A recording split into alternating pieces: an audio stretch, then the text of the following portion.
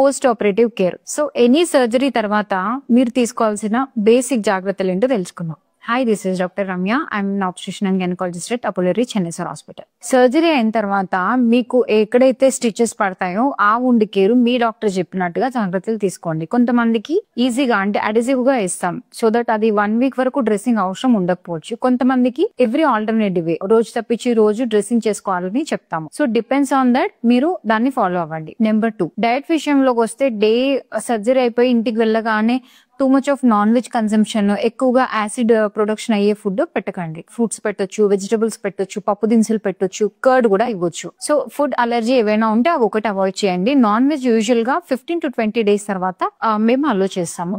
Heavy weights అనేవి లేపకుండా జాగ్రత్తగా చూసుకోవాలి. ఎస్పెషల్లీ ఆడవాళ్ళు ఇంట్లో పనులు కనీసం 1 month గ్యాప్ తోటి చేసుకోండి. మీరు సర్జరీ అయిపోయిన తర్వాత వెంటనే ఇంటికి వెళ్ళేసి ఇంటి మొత్తం పనులు చేసుకోవడం వల్ల అగైన్ కొంచెం స్ట్రెయినస్ యాక్టివిటీస్ అనేవి అవాయిడ్ చేసుకోవాలి.